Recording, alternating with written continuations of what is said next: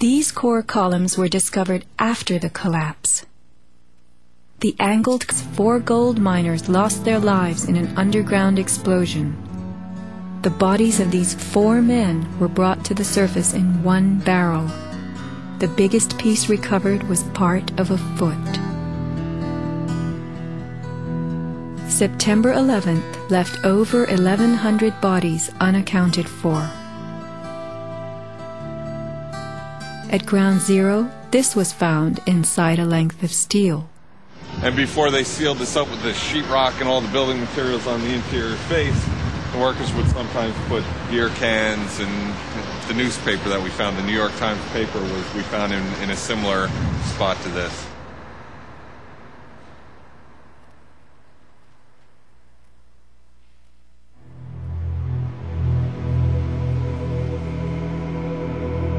Secrets cannot be kept forever. Just as that newspaper from 1969 revealed itself to us decades later, we will someday know the inside of September 11th. The reasons for the staging of such a production go far back into time.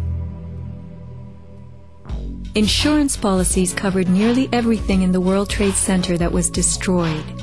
But what if certain commodities could be removed in the nick of time? Gold and silver held by commercial banks and the COMEX exchange is said to have been stored beneath Ground Zero. This single cache belonging to the Bank of Nova Scotia was unearthed and made public. Was there more, and was it removed, remains a question. As last survivor William Rodriguez climbed the stairwell to rescue people, he remembers a very strange thing. As I stood there on the 33rd floor, I heard very strange noises on the 34th floor. Now, the 34th floor was an empty floor, a floor that did not have any kind of walls, or it was a construction floor. It was totally hollowed out. There was nothing there, and I heard very heavy equipment being moved around, and it sounded like dumpsters with metal wheels being moved around, and I got scared because I knew it was an empty floor. Nobody was supposed to be there. As a matter of fact, not even the elevators stopped there. You have to have a special access key to open the door on the 34th floor. So to find that there were strange noises there, and I continue actually bypassing that floor because I didn't dare to open the door on the 34th floor. Something told William Rodriguez not to mess with the 34th floor. I got scared. Yet William Rodriguez was not a man who was scared that day. He remained in a burning building against firemen's orders, endangering his own life as he saved the lives of others. What could have been happening on the 34th floor? For weeks, Scott Forbes had heard similar noises on the 98th floor above him. It must have been at least 4 to 6 weeks before 9/11.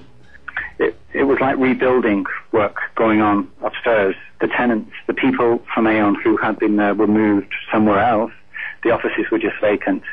And there was a lot of heavy machinery building work going on. It was almost like pneumatic drills and lots of hammering, so much so that the floors were shaking.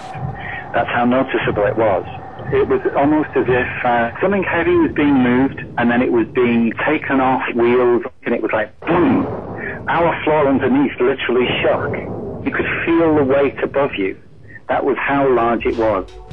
On one occasion, I opened a door to see what was going on, being nosy. When I opened the door, the whole office space was empty. There was nothing there at all. It was quite bizarre because it was just empty.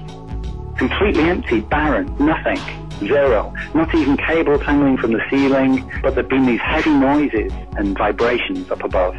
It was really strange. And the noticeable dust in the building the week before.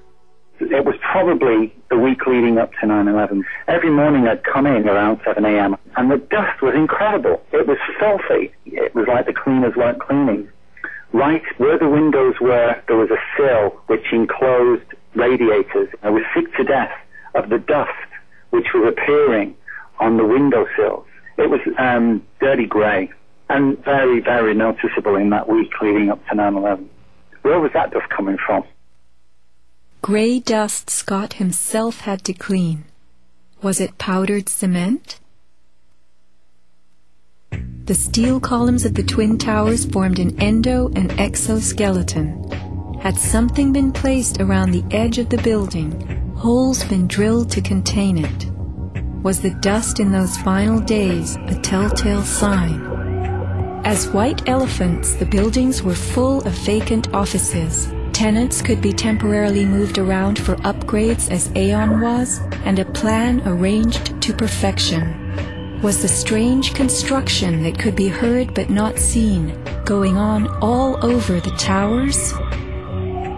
Larry Silverstein took possession 6 weeks before September 11th, when the strange construction began. Were the sounds that scared William Rodriguez the last of the rats as they left a sinking ship?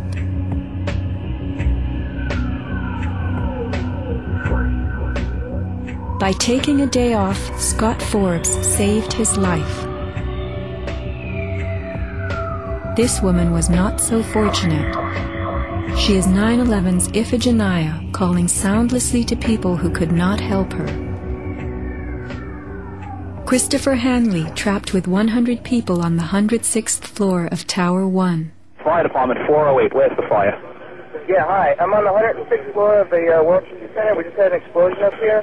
What building are you in, sir? 1 or 2? One World Trade. All right. Yeah, there's smoke, and we had about 100 people up here. Sit tight. Do not leave, okay? There's a fire or an explosion or something in the building. All right, I want you to stay where you are. Yes. Kevin Cosgrove trapped on the 105th floor of the South Tower.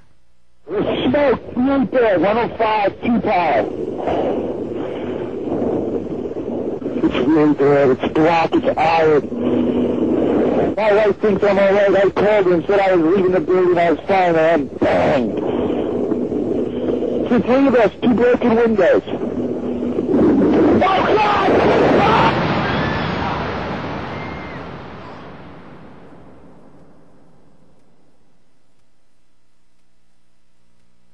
Let's not forget these people whose fate on this day was decided for them. As we know, secrets cannot be kept forever.